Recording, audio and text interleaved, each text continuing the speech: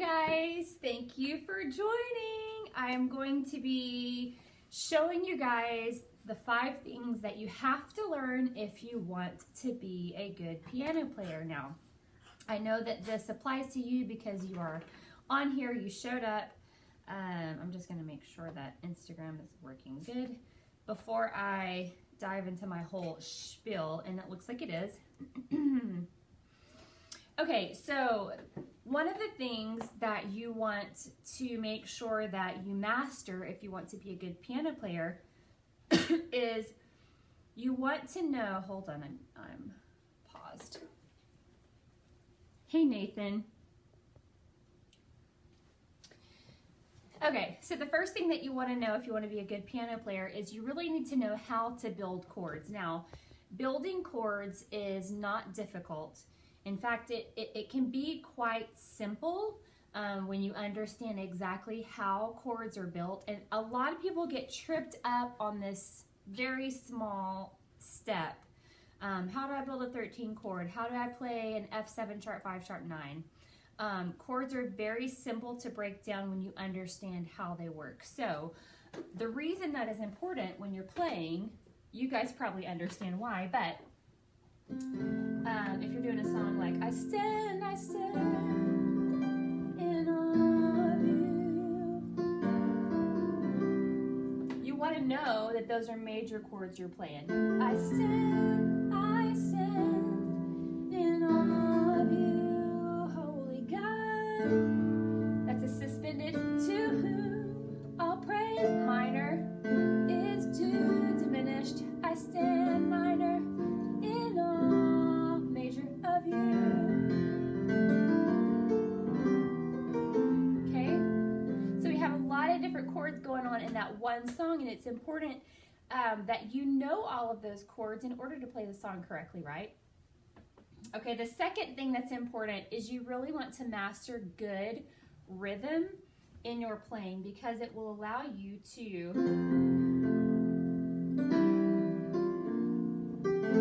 really play a song in a way that feels solid, okay?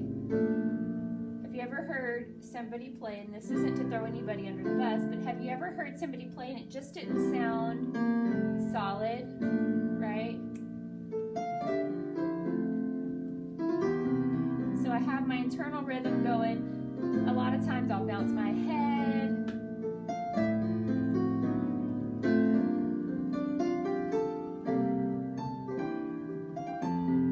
Okay, and as a musician, you're the foundation for the singers to stand on, right?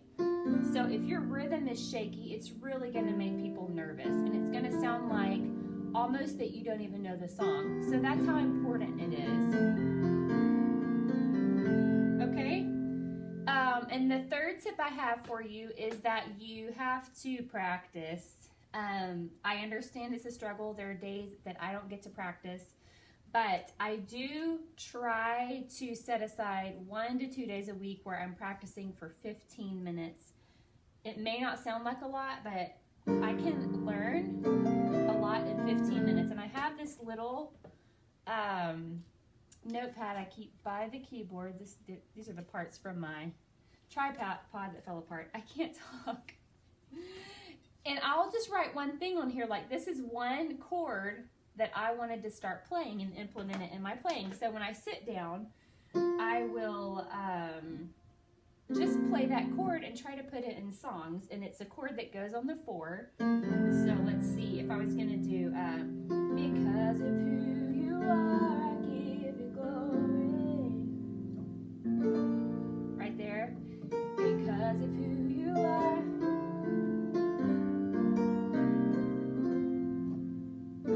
Right there. Because of who you are, I will lift my voice and say, oh, I worship you.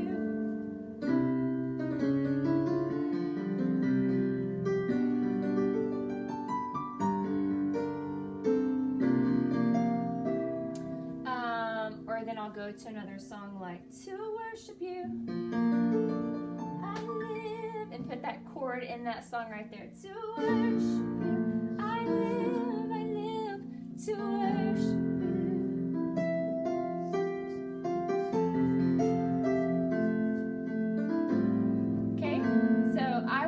sit down, like I said, for 15 minutes, plug that one chord into that song, and it really makes a huge difference because I feel so accomplished in a little amount of time. And as a musician and somebody who's trying to get better, I find that feeling accomplished is so important, because if I try to sit down and play something that just overwhelms me all the time, I'm going to get discouraged pretty quick, right? You guys feel me? Okay, so the third tip that I have for you is you have to know what not to play. And that is so important. So if you're going to do a song, let's see, like let's do King of Glory. We'll go to E. King of Glory, fill this place. Just want to be with you.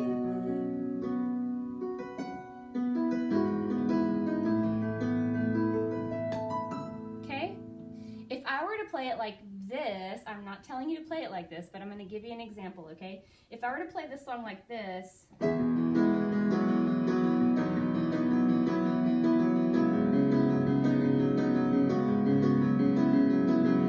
kind of sounds like a mess, right?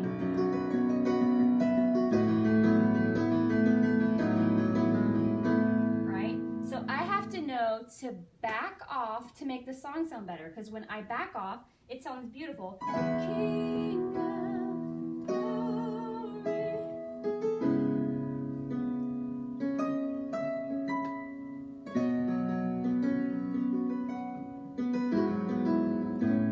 Okay? See the difference that small little tip makes? It really makes such a big difference.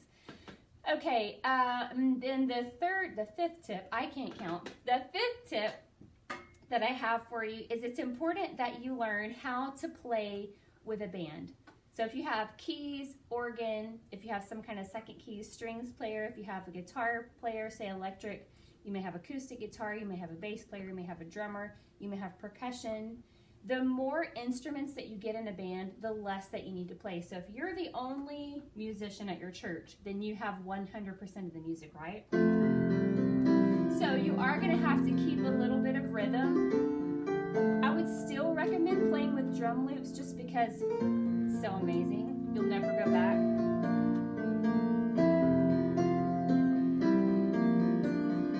Okay, but you're going to have to keep some sort of rhythm. If it's a piano player and a drummer, then you have 50% of the load. So your drummer is going to carry the rhythm. You can play more, and he's keeping the beat.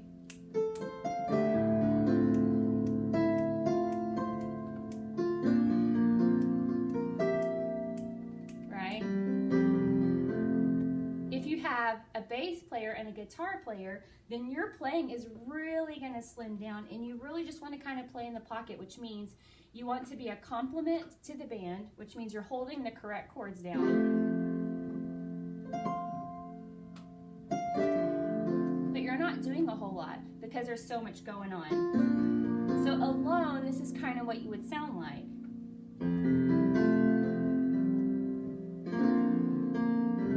But together, when you play with a band, it's going to really sound like, man, you guys play so well together because you all know your place, all right?